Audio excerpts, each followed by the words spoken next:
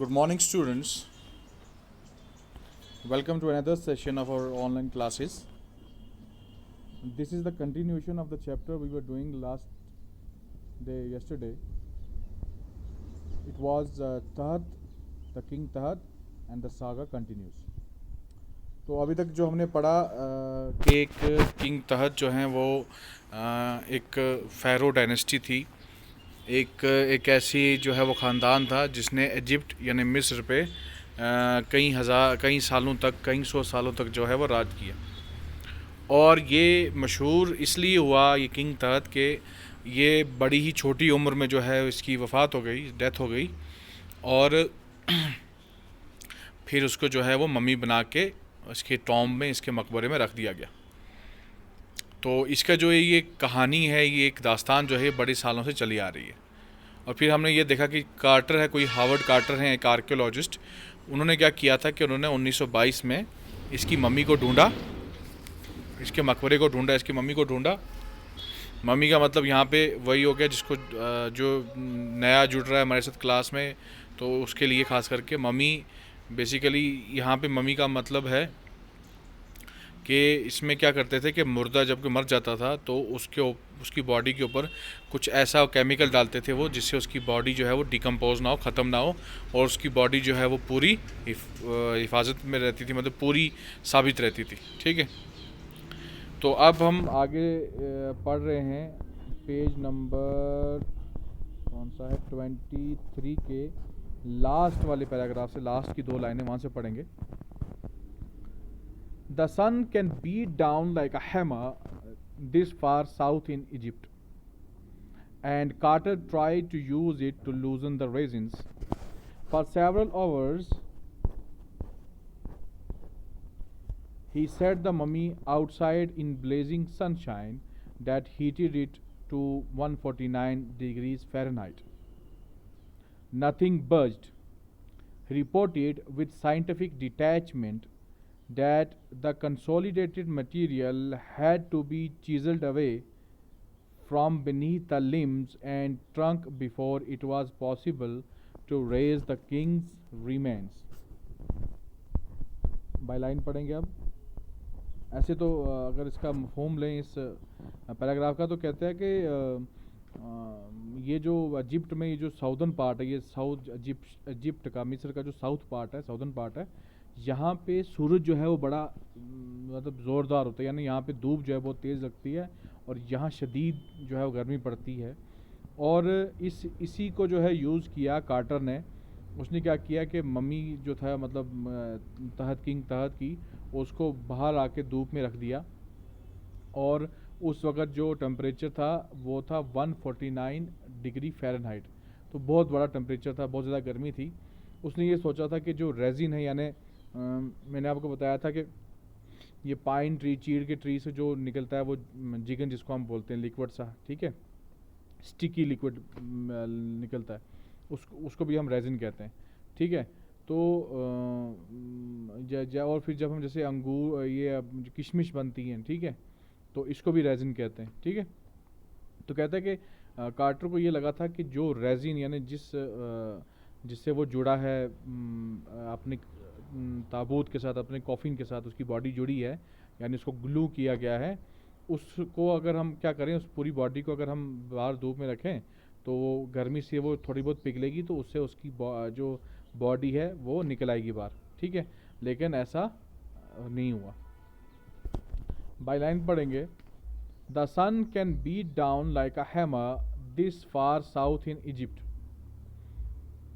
कि सन जो है वो बीट कर सकता है एक हैमर की तरह, एक हथौड़े की तरह, इस साउथ में इजिप्ट के। यानी इसके कहने का मतलब ये हुआ कि मतलब सूरज जो है वो बहुत ज़्यादा तेज़ होता है यहाँ पे, उसकी जो गरमाइश है, उसकी जो गर्मी है बहुत ज़्यादा तेज़ होती है यहाँ पे साउथ में इजिप्ट के। And Carter try to use it to loosen the resins, और कार्टर ने इसी गर्मी का जो है फ़ायदा उठाया, इस्तेमाल किया कि उन रेजिन्स को लूज़ करे, यानी उसको थोड़ा सा पिघलाए और थोड़ा सा वो यानी लूज़ हो जाए, ढीला हो जाए। For several hours he set the mummy outside in blazing sunshine that heated it to 149 degrees Fahrenheit. काफ़ी घंटों के लिए उसने उस मम्मी को जो है उसके ताबूत वगैरह को सबको बाहर धूप में रखा और इतनी तेज़ धूप के अंदर रखा. ब्लेजिंग सनशन, सनशन हो गया तेज़ धूप, बहुत तेज़ धूप, उसके अंदर रखा ताकि वो थोड़ा बहुत जो है ढीला हो जाए और उसका टेम्परेचर जो है वो 149 डिग्री फ़ारेनहाइट हो गया. नथिंग बज्ड, लेकिन कुछ भी चेंज नहीं हुआ, कोई फ़र्क नहीं पड़ा. ही रिपोर्टेड विद साइंटिफिक डिटैचमेंट, उसने फिर रिपोर्ट किया यानी उसने फिर ये बात कही एक साइंटिफिक डिटैचमेंट यानी इससे अलग होके, साइंटिफिक प्रोसीजर से अलग होकर ये बात की, और जो कि उसको शायद उस टाइम नहीं भी कहनी चाहिए थी. उसने कहा that the consolidated material had to be chiseled away from beneath the limbs and trunk before it was possible to raise the king's remains. उसने कहा कि जो कंसोलिडेटेड मटेरियल है यानी ये जो सख्त हुआ मटेरियल है, जो रेजिन है, इसको चीज़ल करना पड़ेगा. चीज़ल कहते हैं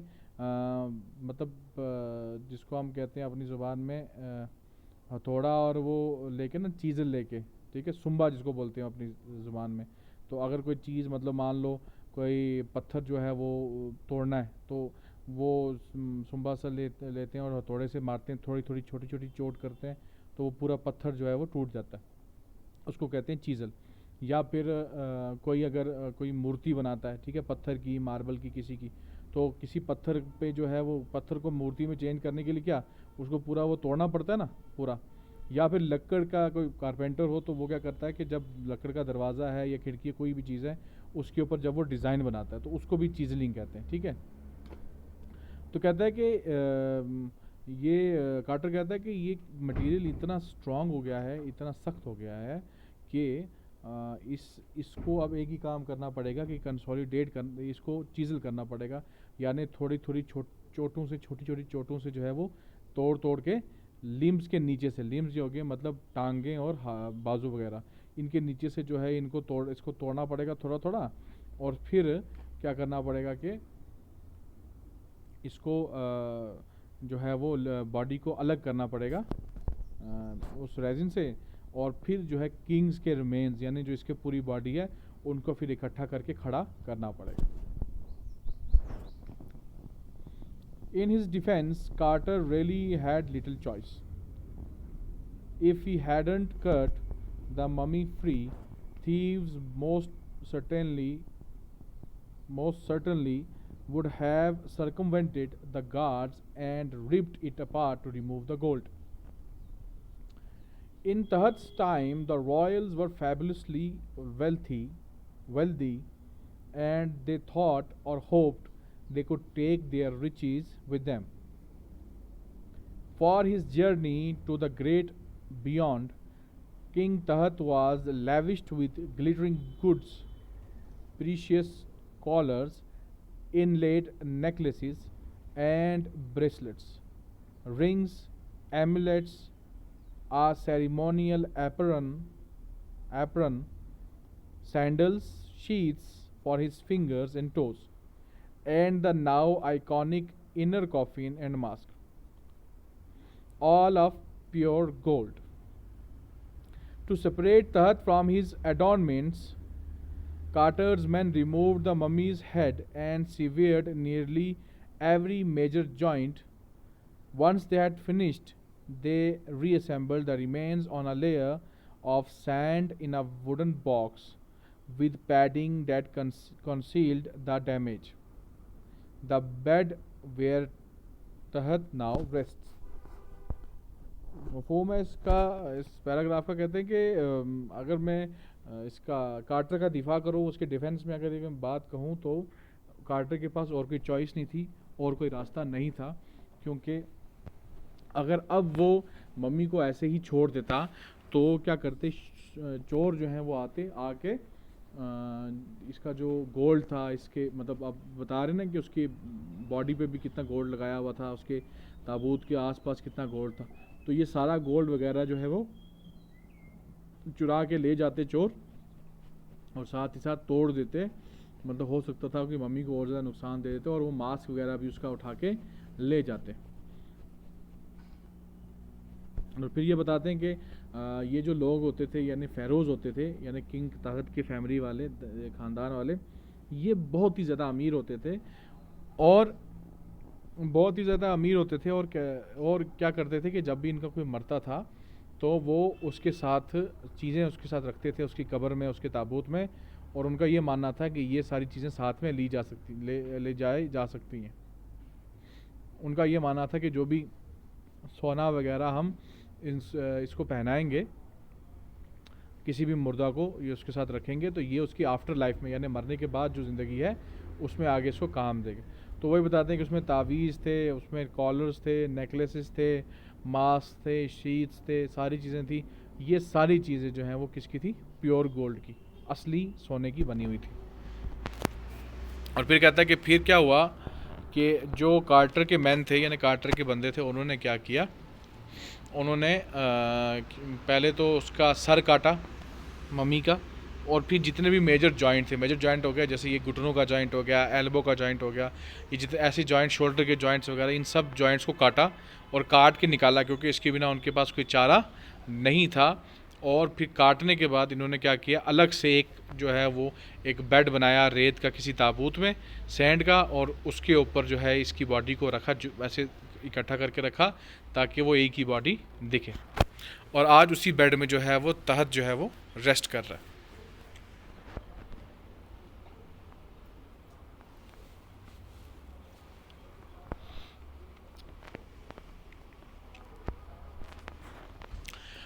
अच्छा, बाई लाइन पढ़ेंगे। In his defence Carter really had little choice if he hadn't, ये हैडंट हो गया, हैड नॉट का shot, cut the mummy free, thieves most certainly would have circumvented the guards and ripped it apart to remove the gold. In his defence Carter really had little choice. अगर मैं उसका दिफा करूँ, उसके defence में बात कहूँ, तो कार्टर के पास बहुत कम चॉइस थी, यानी बहुत कम रास्ता, तो कोई इसके पास रास्ता नहीं था।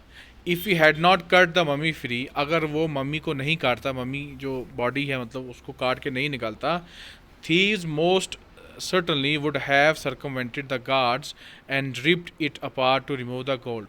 तो thieves यानी चोर जो है वो क्या करते, वो पक्का यही काम करते कि वो सर्कमवेंट करते। सर्कमवेंट का मतलब क्या, बाईपास करते। किनको? गार्ड्स को, यानी जो गार्ड थे, चौकीदार वगैरह थे, उनको जो है बाईपास करते, यानी उनसे छुप के या उनको मार के या उनको किसी तरीके से डिस्ट्रैक्ट करके वो क्या करते, इस जगह पहुंचते और जितना भी गोल्ड था इसके ताबूत में और उसकी बॉडी पे सबको रिप कर देते। रिप का मतलब होता है फाड़ देना, ठीक है, यानी फाड़ने का मतलब यहाँ से ये है कि सब कुछ निकाल देते, छीन लेते। इन तहत time the Royals were fabulously wealthy. तहत के टाइम पे, यानी ये जब जिंदा था किंग तहत, तब के टाइम में ये लोग जो हैं, ये रॉयल्स जो हैं, इनका जो ख़ानदान जो है बहुत वेल्दी होते थे, बहुत अमीर होते थे, बहुत ही ज़्यादा, अनबिलीविंगली, ठीक है, कि अनबिलीव यानी बिल्कुल बंदा बिलीव ही नहीं कर सकता, इतने अमीर थे। एंड दे थॉट और hoped that they could take their riches with them, और वो ये सोचते थे या वो ये उम्मीद करते थे कि वो अपनी इन रिचेस को यानी अपनी इन इस दौलत को अपने साथ ले जा सकते हैं। For his journey to the great beyond, King Tahat was lavished with glittering goods. King तहत की जो जर्नी थी टू द ग्रेट बियॉन्ड, यानी ग्रेट बियॉन्ड का मतलब यहाँ मुराद है मरने के बाद जो ज़िंदगी थी, उस जर्नी के लिए, उस सफ़र के लिए किंग तहत को लेविश किया गया था, यानी उसके साथ रखा गया था, उसको आरास्ता किया गया था विद ग्लिटरिंग गुड्स। ग्लिटरिंग का मतलब है चमकदार, चमकने वाली गुड्स। गुड्स का मतलब हो गया अशिया यानी चीज़ें उनके साथ। और उनमें से कौन कौन सी थी? पहला कहते हैं वो प्रीशियस कॉलर्स। प्रीशियस का मतलब हो गया कीमती, कॉलर हो गया, कॉलर समझते हो ना आप, जैसे कमीज़ के कॉलर होते हैं। अब वो कमीज़ तो उस टाइप की नहीं पहनते थे, तो वो किसी टाइप का कॉलर होता था। ये वो आगे जब हम पिक्चर देखेंगे तो हमें वो समझ आ जाएगी। तो हम देख भी लेते हैं पिक्चर, ये नीचे है हमारे पास, ये देख लो, मान लो ये जो इसने पहना हुआ है कॉलर की जगह, ठीक है, तो प्रीशियस कॉलर हो गई।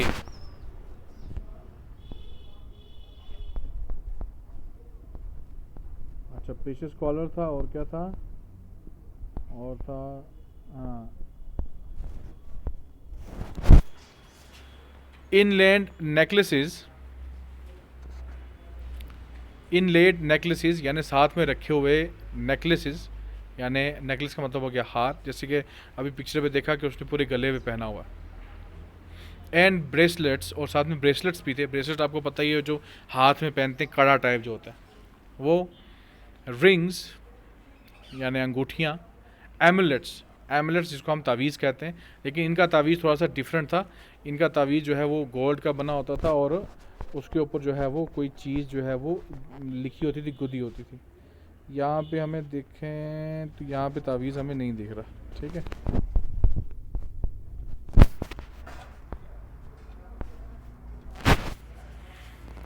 उसके बाद आज सेरिमोनियल एप्रन, एक एप्रन था। एप्रन जैसे डॉक्टर्स नहीं पहनते, बड़ा सा वो कोट लंबा सा, या उसको भी एप्रन नहीं, उसको कोट को नहीं, सॉरी, जब ऑपरेशन करते हैं ना डॉक्टर्स, तो आगे से पहना जाने वाला, वो आगे से पहना जाता है खाली, उसको कहते हैं एप्रन। या आपने देखा होगा टीवी शोज़ में शेफ़ जो खाना बनाने वाले होते हैं वो आगे से एक बड़ा सा वो पहनते हैं, उसको कहते हैं एप्रन। तो ऐसा एक एप्रन था। सेरिमोनियल का मतलब हो गया किसी रीति रिवाज से जुड़ा हुआ था वो। सैंडल्स यानी चप्पलें। Sheets for his fingers and toes, उसकी उंगलियों के लिए और टोज के लिए, उसके अंगूठों के लिए, उसके पाँव की उंगलियों के लिए शीट्स। शीट्स का मतलब यहाँ पे हो गया जैसे तलवार का नहीं होता म्यान, यानी एक कवर होता है जिसके बीच में तलवार डालते हैं, तो या मान लो वही मान लो कि वैसे वैसा एक कवर पाँव के लिए और हाथ के लिए। जैसे हाथ के लिए दस्ताना टाइप, लेकिन दस्ताना भी नहीं प्रॉपर, थोड़ा सा डिफरेंट, यानी म्यान की तरह, जैसे तलवार का कवर होता है या किसी और चीज़ का कवर होता है वो।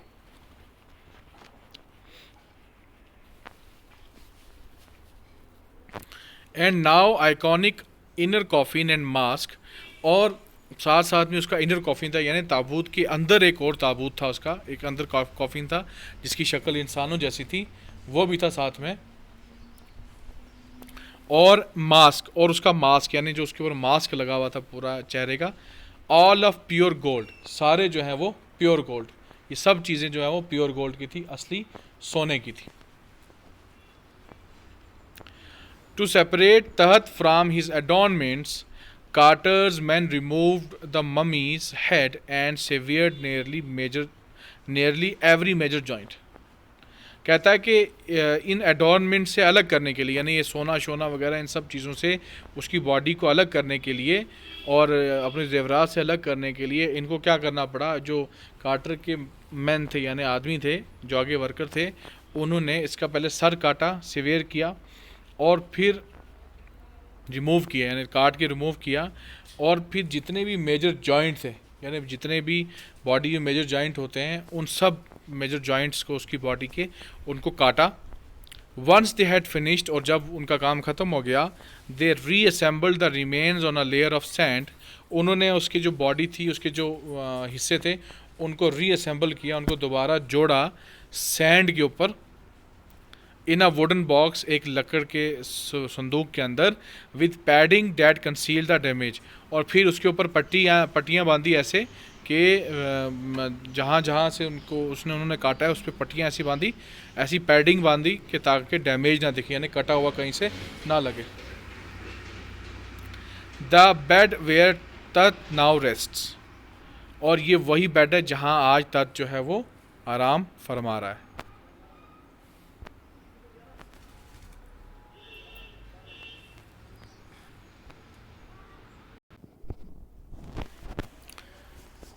Archaeology has changed substantially in the intervening decades, focusing less on treasure and more on the fascinating details of life and intriguing mysteries of death. It also uses more sophisticated tools, including medical technology. In 1968, more than 40 years after Carter's discovery, an anatomy professor x rayed the mummy and revealed a startling fact. Beneath the resin that cakes his chest, his breastbone and front ribs are missing. मफहूम इसका ये है कि archaeology तब से, archaeology का मतलब हो गया यही, ये जो मतलब फील्ड है इसकी स्टडी की, पुरानी चीज़ों को स्टडी करना, ममीज़ को, पुराने फोर्ट्स को, पुराने टॉम्ब्स को, इसको स्टडी करने वाली जो साइंस है इसको क्या बोलते हैं, आर्कियोलॉजी। तो कहता है कि आर्कियोलॉजी तब से जो है बहुत ज़्यादा चेंज हो चुकी है। कार्टर के टाइम पे इतनी ज़्यादा चीज़ें नहीं होती थी, इतनी ज़्यादा टेक्नोलॉजी नहीं होती थी, लेकिन अब क्या हुआ है कि टेक्नोलॉजी जो है वो बहुत बेहतर हो गई है। अब जो है मेडिकल साइंसेज ने भी तरक्की कर ली है, और अब इतने अच्छे अच्छे टूल्स हैं, इतने अच्छे अच्छे सोफिस्टिकेटेड टूल्स हो गए, यानी ये इंस्ट्रूमेंट्स वगैरह हैं, इतने अच्छे अच्छे हो गए हैं कि उनसे बहुत ज़्यादा जो है वो नॉलेज जो है और इंसाइट जो है वो मिलती है।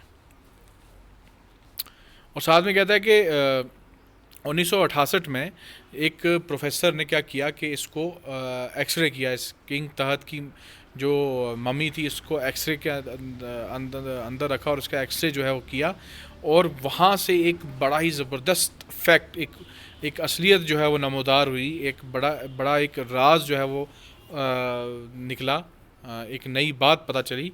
वो ये थी कि जो किंग तहत की जो चेस्ट थी, जो उसका सीना था, उसमें जो उसकी फ्रंट रिब्स थी, रिब्स होती है ना ये पसलियाँ, ये जो फ्रंट वाली जो थी, ये जो हड्डियाँ होती हैं हमारे चेस्ट में होती हैं, जो ये वाली जो थी फ्रंट वाली, ये नहीं थी, और साथ में उसकी ब्रेस्ट बोन भी वो जो है नहीं थी। बाय लाइन पढ़ेंगे इसको। Archaeology has change substantially in the intervening decades, focusing less on treasure and more on the fascinating details of life and intriguing mysteries of death। कहता है कि आर्कियोलॉजी तब से बहुत ज़्यादा चेंज हुई है सब्सटेंशली, यानी बहुत ज़्यादा लगातार जो है उसमें चेंज आया है। ये जो डेकेड्स बीच में गुजरे हैं, यानी 1922 में कार्टर ने क्या किया था, इसको डिस्कवर किया था, और उसके बाद अभी तक यानी जितने भी ये दहाई गुजरे हैं, जितने भी ये डेकेड्स गुजरे हैं, इनमें जो है बहुत ज़्यादा जो है वो आर्कियोलॉजी में चेंज आया है। Focusing less on treasure and more on fascinating details of life and intriguing mysteries of death.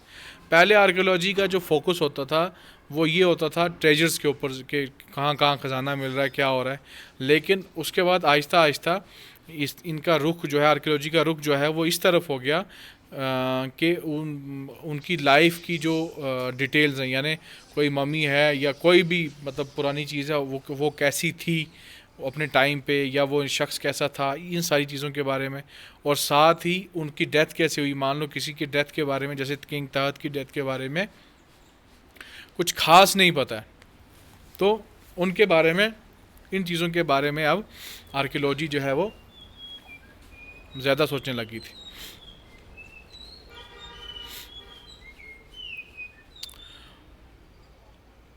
It also uses more sophisticated tools, और अब आर्कियोलॉजी जो है बहुत अच्छे टूल्स, बहुत सोफिस्टिकेटेड टूल जो है वो भी यूज़ करती है,